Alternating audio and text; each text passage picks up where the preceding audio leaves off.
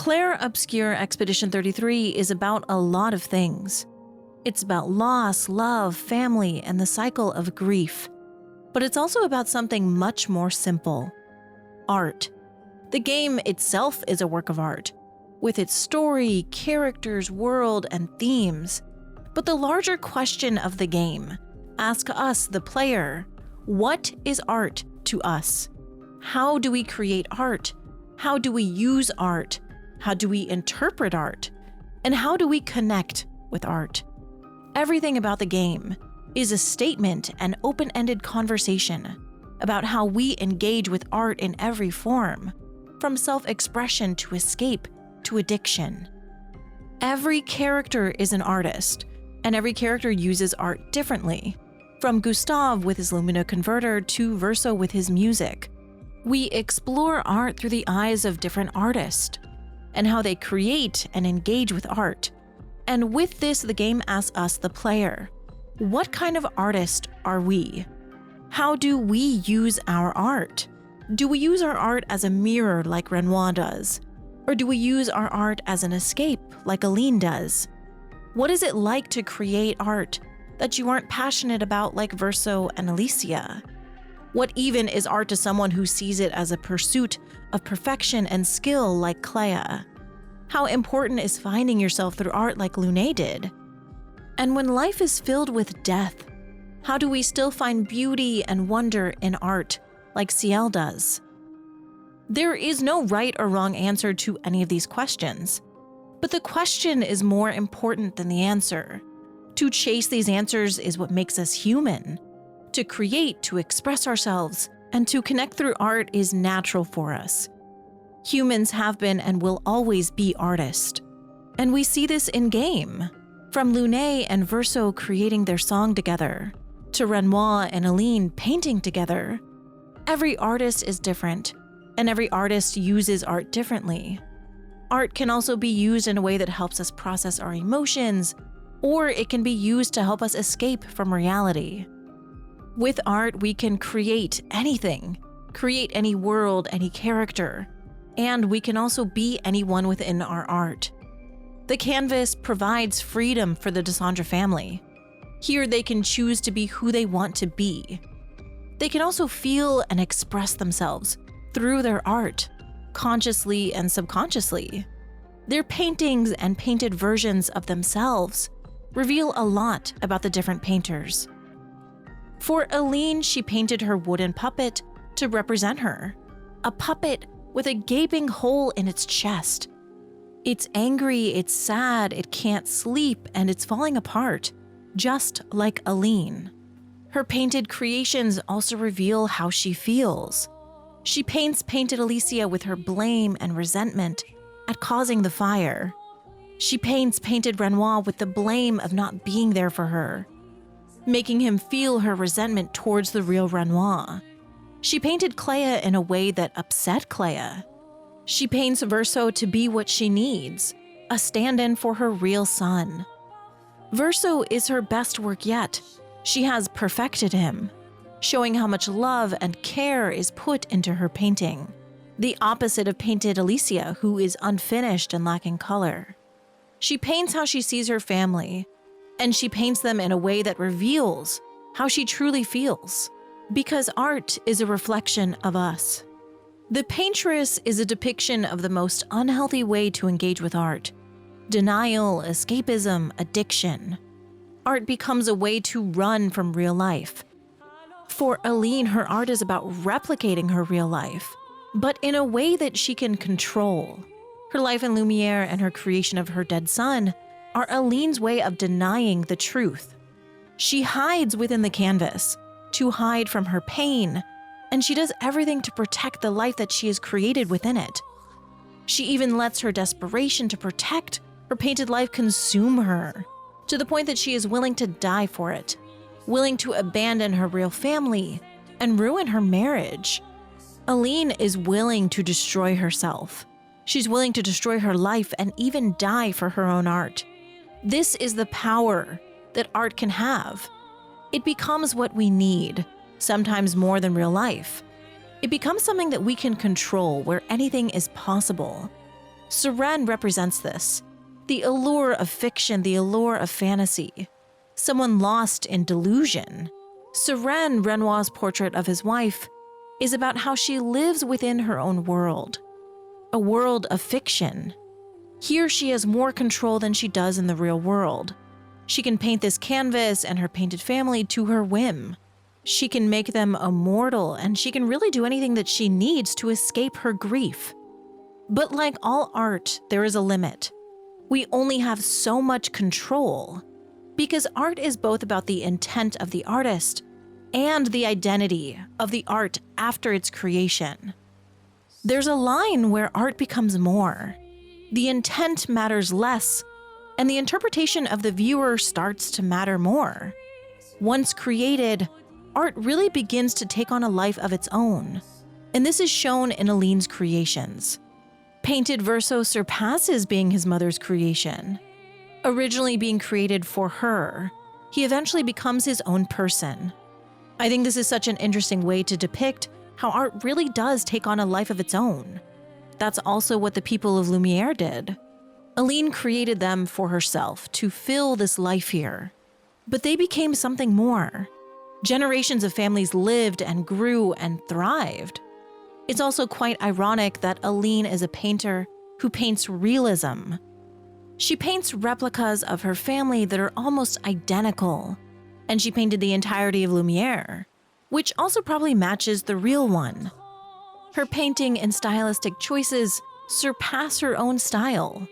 Her realism paintings became real, and they took on a life of their own, which unfortunately meant that her painted family would also fall apart, just like her real one. Painted Alicia is an extremely interesting character.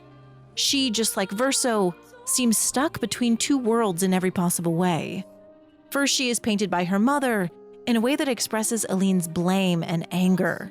Even just like the real world, she is unable to be her true self, already being molded by her mother's design, just like the real Alicia, who was told not to get close to the writers by her mother, and by her mother who taught her to paint, yet never let her thrive, instead making sure that Alicia knew that her paintings didn't live up to her mother's expectations. When Mayal and Painted Alicia meet, Painted Alicia is painting. It's not very good though, and it's an interesting opposite to the letter she writes Verso, which you can tell is really where her heart is and where her talent is as an artist. Her letter is beautiful. It's sad and hopeful and conveys everything that she feels. Yet her painting is another picture of something she is just looking at, similar to the painting that is hung in the manor. She's trying to mimic her mother's talent for realism, maybe even just painting these things because they're there instead of it being something she truly cares about. Both Alicia and Painted Alicia's paintings are lacking heart. They're simple and a bit messy. You can tell that there isn't much passion behind them, and it's because both Alicias simply want to be writers. I also think this says something more about art, how legacy can influence art. The Desandres seem like a very influential family, with Aline's head council position and just the Desandre family name in general. This is very clearly a family with power and legacy, and you can tell that Aline tried to teach her children to carry that legacy on at an early age. She even taught Renoir. Aline wants her children to be painters just like her, and being the perfectionist that she is, she wants them to be good at it, to be a painter worthy of the Desandre name, to be worthy of being her children. That weight of carrying that legacy is why Verso painted when he wanted to write music. It's why Clea strives for perfection, just like her mother, when she seems to really love sculpting more. It's why Alicia and Aline fought, and it's why Alicia defied her mother to get close to the writers, most likely in secret. Alicia felt the weight of her mother's expectations, and when her mother only hung up one of her paintings in the manor, Alicia would feel that disappointment, the failure of carrying on that legacy that her mother was trying to force on her. But art isn't something that can be forced. The skill of art can, because anyone can learn the basics, Anyone can learn to paint and draw, but it's the passion and heart that makes art meaningful. This is what Alicia and Painted Alicia lack, because she wasn't given the room to chase after her own dreams. We don't know how becoming a painter works in this world, but we know that Alicia's inability to be able to be truly who she wanted to be and to be able to pursue what made her happiest made her defy her mother and resulted in the fire that tore the Desandre family apart. It's a bit ironic that Aline would essentially be the catalyst to what would ultimately be her own nightmare. It's sad, really. A world where the Desandre children were allowed to freely express themselves with their music and writing probably would have had a very different outcome for this family. Which brings me to Verso. Real Verso only has a few seconds of screen time, but Painted Verso was Aline's best work. He was very similar to the real Verso, and that means that real Verso was just as good at hiding his true feelings and becoming who other people wanted him to be as the real Verso. Verso was an artist himself. His beautiful canvas world and his creations are extremely impressive for a child painter. But he's also a bit of a shapeshifter himself. In a conversation with Lune, he tells her that Clea was his father's favorite. But then in a conversation with Maëlle, he tells her that she was his favorite. And I think this perfectly encompasses who Verso is. He tells people what they want to hear, because I think he's scared to disappoint people. He is constantly changing himself to appease others, and I'm sure this started with his mother. Living under that weight of being the eldest, having the pressure to carry on the Desandre name, when you don't even want to be a painter, must have weighed on him. He wanted to make his mother happy, so he still painted his canvas, but he also used it as an escape. Many times the faceless boy tells of his happy memories here. Eskie, Minoko, and Noko and the canvas itself are a safe place for Verso. He, like his mother, also uses the canvas for an escape, but she uses it to escape from grief, while he uses it to escape from the pressures of life and whatever else he may have been dealing with as a child. We don't really know much about his childhood, but it's clear that he was under a lot of pressure. And we also know that his mother and father argued, based on what Clea says and some of the flashbacks. This isn't a perfect, happy family, and I think that's why child Verso wanted to escape here. Here he could be free, and he could be without his parents. The little boy Verso is also representative of the part of us that we put into our art. How every painting, drawing, sculpture, and form of art has something of the artist who created it. Whether it's the truth of how they feel, who they are, or even just something that they enjoy. Our art mirrors our soul and is reflective of us, the artist. It's why Minoko and Noko are reflective of his childhood dogs. It's why the Grandies are reflective of the adults in his life. He painted what he knew, and he painted the things that brought him comfort. While Verso may have been a musician at heart, his paintings are reflective of his imagination and the things that he enjoyed. His personality and feelings are everywhere around the world, and that's why watching it be destroyed was so devastating. He was watching a part of him be destroyed. His friends here, his memories here, and finally, in the end, the joy that he felt here. The endings reflect on how the little boy is unsure, how he constantly wants to save his painting but then also destroy it. He wants to save his memories, but he also wants to stop his family from destroying them. He's tired of the fighting, tired of the destruction, and with Verso being more musically inclined than painting, maybe he truly did just want to stop painting. But I think it's more about how he feels about his own work at this point. It's been tainted. The memories of him and Clea here as children are being changed, and this canvas is really no longer the canvas that he created in the first place. His own legacy is slowly being destroyed by his own family and by their desperation to keep it alive. But the irony is that the little heart of Verso that remains in the canvas isn't what it used to be, and they've changed and destroyed the very part of him that they were fighting so hard to save. In the end, he is given a choice by Painted Verso. Is he tired of painting? Yes, he is. So he wants his work destroyed just to stop the fighting.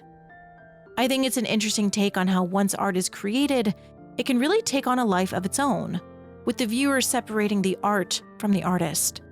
We all interpret art and meanings differently, which is the case for Clair Obscur Expedition 33.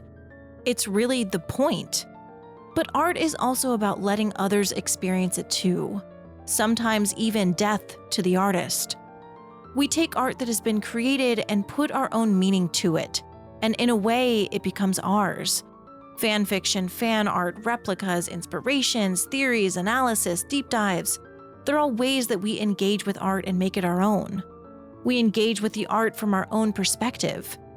And in a way, it's what the Dandre family really did to Verso's painting. Without him being around to have a say on his own work, his family took it and made it their own. They changed it, used it for their own purposes, and because of how they changed it, the canvas took on a life of its own, as art often does, especially after death of the artist.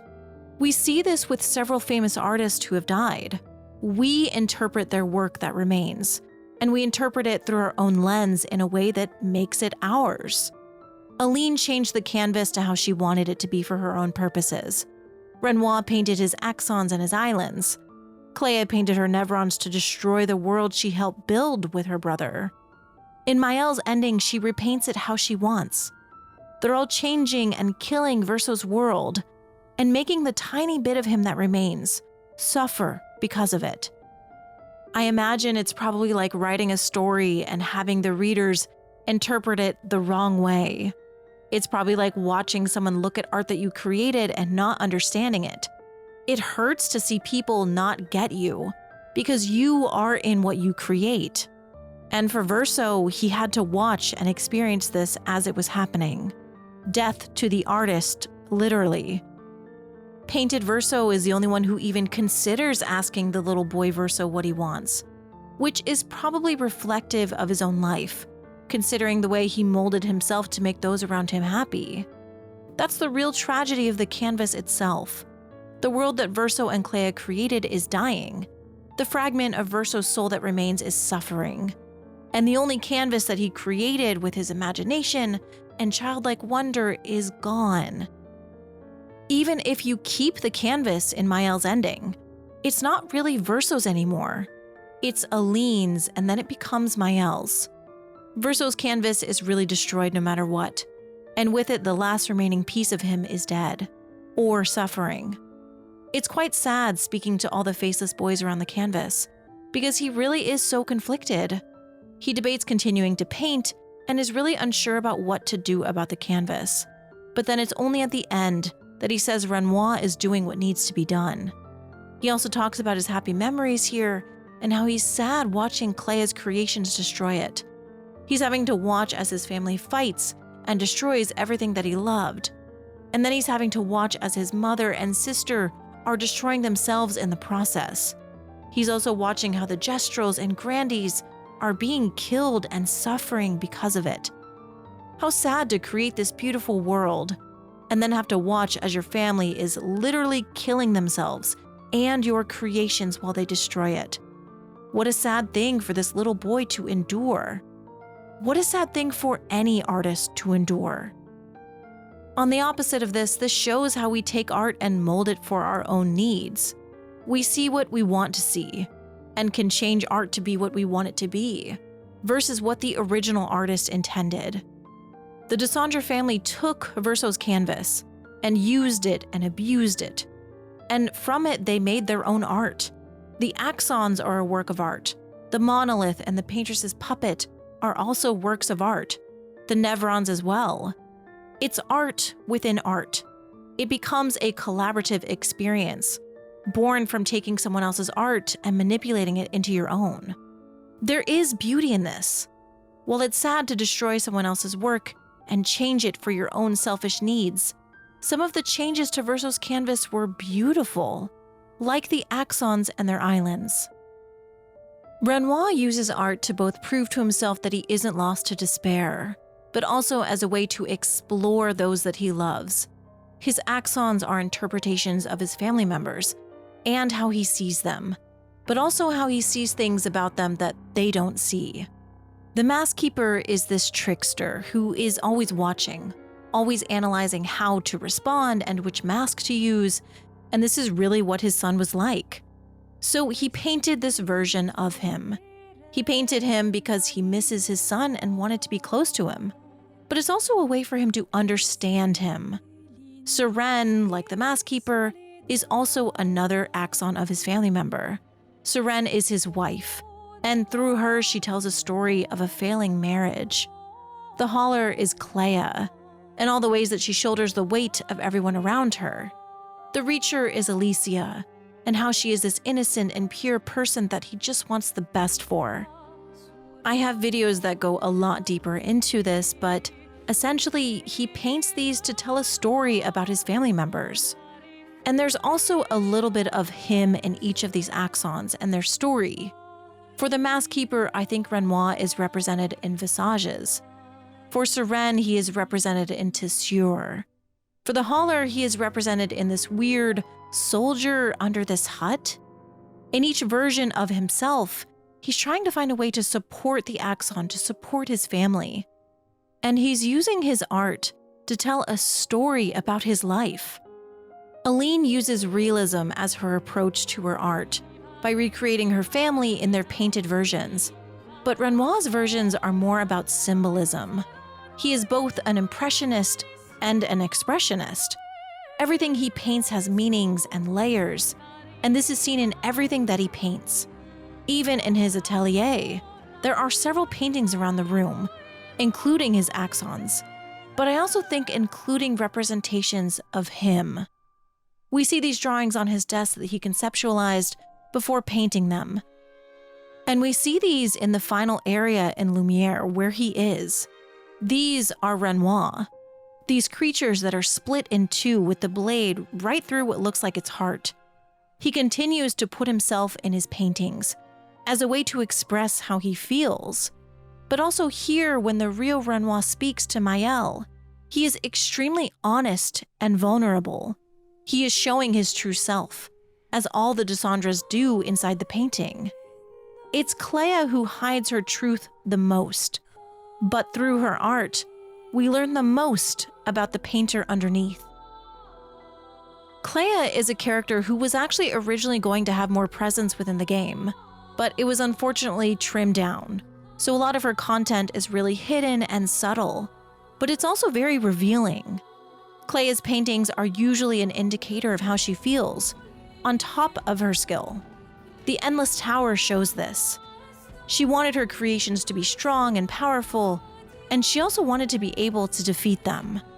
This challenge was just a game to her, but her parents were the final boss, probably expressing her frustrations with them by letting her fight them. Because Clea puts her true feelings in her work, even if she doesn't do it on purpose. We see this especially with her white nevrons. Her imperfect white nevrons reveal how she hides her imperfections and sees them as failures. Unable to let herself show progress and growth, instead she wants her mistakes to be erased and destroyed. Blanche was created to destroy the white nevrons, but it has an existential crisis, finally realizing that it too is imperfect, just like the nevrons it's supposed to destroy. I'm sure this is a feeling that Clea dreads, accepting that perfection is not real, and instead that she too is imperfect and is a work in progress just like her nevrons. Everything about Clea's art is a self-reflection into the person that she is, how she obsesses over skill and sees anything but perfection as really a failure. It shows all the ways that she has become her mother in her endless pursuit of that perfection. We also learn that she painted the Lamp Master, the creature that the faceless boy says haunts him. It scares him, and this again is Clea pushing her skill but also using her work to say something. She wanted Verso to be scared, and she wanted him to overcome his fears also. But I also think she got pleasure out of making him scared because she is jealous of him. She's resentful at how her parents treat him over her. I think Clea tries not to put herself in her art, but it really shows how art is a part of us, whether we intentionally make it to be or not. The nevrons and the white nevrons are all part of Clea, and they reveal all of the parts of her that she tries to hide. But art is a window into the soul. Clea's story also shows us that art can have power over us. Her experience with the art that her parents created of her can show how art can both be too revealing and how upsetting that can be. She goes out of her way to destroy both the axon her father painted and the painted version that her mother painted, because both versions angered her. They were probably too revealing into who she really is, but she also had to watch as they took on lives of their own. In a way, she lost her autonomy over herself. It's like seeing someone paint a portrait of you, but you don't recognize the person that they painted. Sometimes art can be extremely revealing, making us vulnerable, making us see things that we wish we didn't see. Sometimes we wish we could destroy the versions other people have painted of us, which is exactly what Clea does. Lune and Ciel may not be painters like the Desandres, but they're still artists, and their connection with art are just as important. Lune is someone whose parents defined her life for her. They needed someone to help with their research, and thus she was born. She's very resentful about it, and it really reflects in her story, especially in some of her comments. She tells Renoir that he can't define Maëlle's life, and that he can't make decisions for her. She is constantly fighting for people to be able to define who they are, what they want, and to be able to make their own choices, because this is something she didn't get. Art is part of this for her. I think art for Lune is something that she holds on to as a sense of self-identity, and maybe even as an act of rebellion. Her parents thought music was frivolous, and yet she still played it. She defined herself through it. Her music isn't just about the exploration of art or about solving a mystery to find the tune that works, but it's also about claiming something that is hers, separate from who her parents wanted her to be. Music is hers. It's a choice she made, and it's also connected to her constant need to uncover mysteries. For both Ciel and Lune, art is a part of them. They even took the chroma and branded it on their skin. They took it and made it into an art form, because that's what artists do. For Ciel, I imagine creating art for her is like breathing. We see her dancing in the beginning of the game and dancing freely throughout her journey. She loves to dance. She loves to let loose and let the music take her. She's not someone who hides how she feels, and she's a very transparent person. I think making art and connecting with it is the same for her. We see her dance freely because she enjoys self-expression, and also probably doesn't care what other people think about her, because she is confident in who she is. She knows who she is.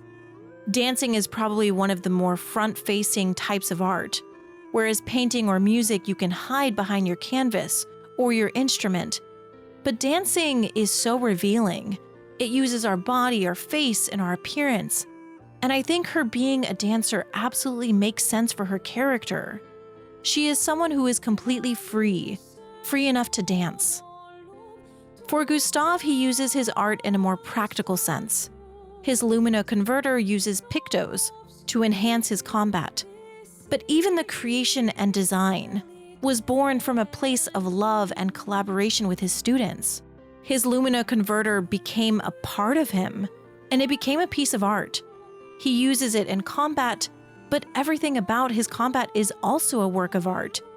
Everything in this world is a work of art, because the world of Clair Obscur is really just about human expression, how we engage and create art, but also how as humans, we connect with others through art.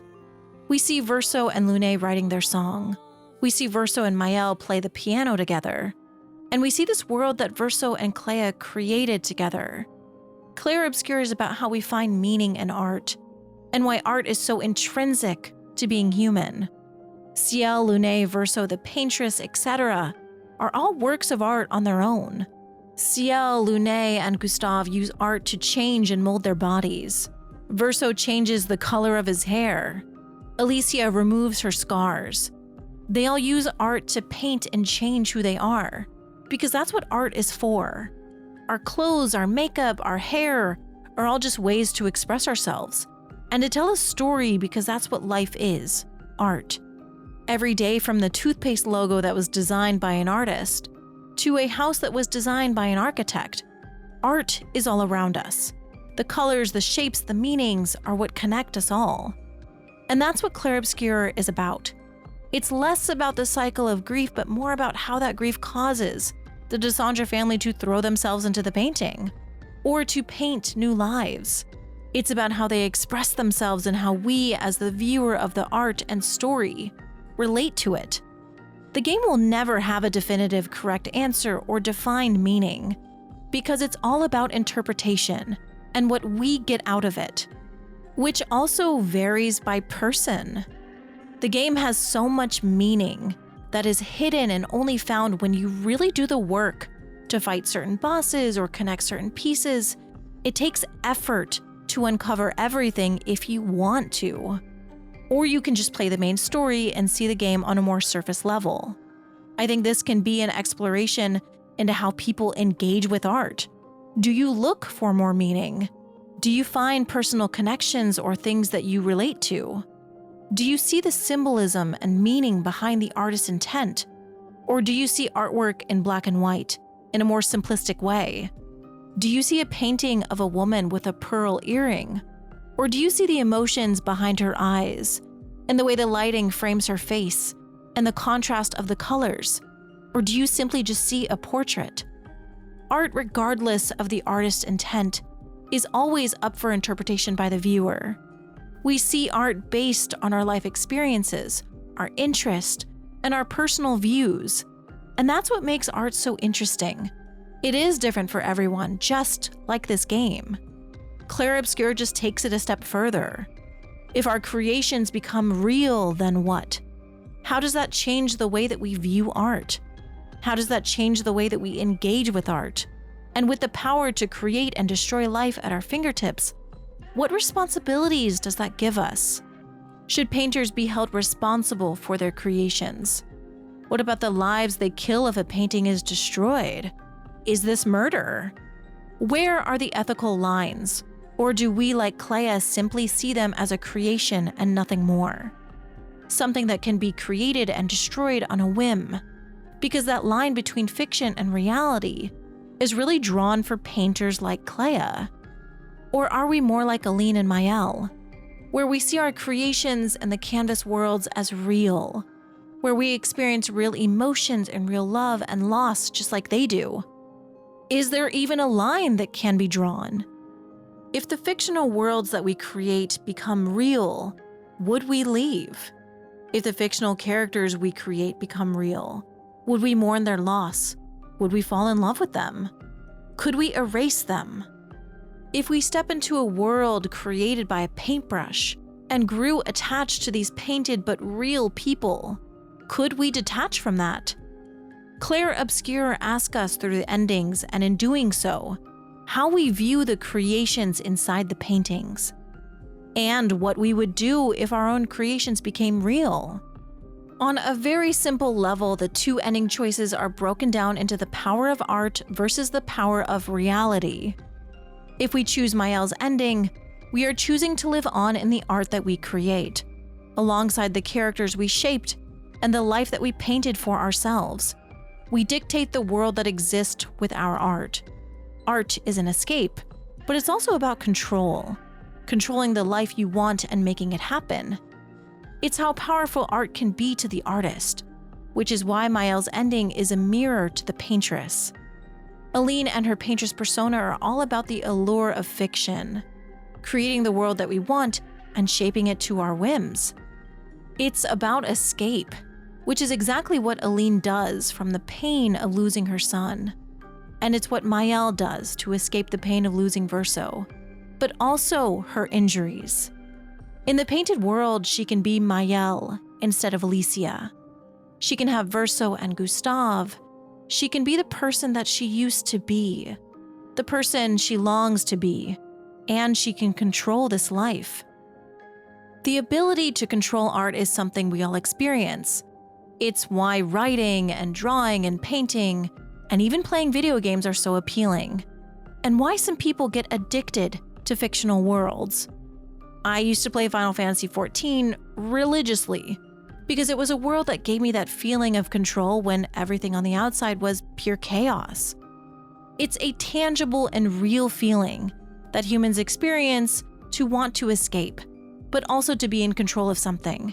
It's completely understandable why Mael would want these two things. On the other hand, Verso's ending is about giving up control and not escaping. In Verso's ending, you give up control by leaving yourself to the unknown. The Dandre family doesn't know how to move on. They don't know how to face Verso's death because they've all been avoiding it. Verso's ending is about facing it, even if it's scary and uncertain. You feel that in the ending. This family is going to be forced to face their truth since they can no longer hide in the painting. And we don't know what that looks like moving forward. Because isn't that what life is truly like? We experience life as it happens and just hope that we'll make it out on the other side. We have no control over the world and very little over what we experience. And that's the scary part of reality. Unlike the canvas world, we can't just repaint our loved ones and paint an idealized version of who we wish we were. This ending is about not giving into the fictional world that we created to escape, and is about facing real life. Art is a powerful tool to process our emotions, to remember those we love, and to escape our own pain, but there's a limit. There's a line that we cannot cross, and we must make sure that we're using art to process our emotions in a healthy way, not in a way that is detrimental to our health, especially not in a way that makes us want to die for that to happen. The endings also explore art preservation. What happens to our art after we die? How do those we love use our art to remember us by? What lengths do we go to preserve the art of those that we love? How are we remembered through our art? Do we get to choose how our art lives on? With Mael's ending, it asks the question, at what point does the art that we make become someone else's? At what point does it stop being Verso's canvas? At what point does the painting lose its intent and its purpose to its original creator? At what point does our artwork stop being ours and becomes the viewer's? To the opposite of this, Verso's ending is about giving control to the artist to choose what to do with their own work. This part of Verso is all that's left.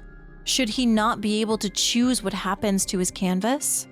Even if in the process, the tiny bit of him that he put into his work would also be dead, because that's what it means to destroy art.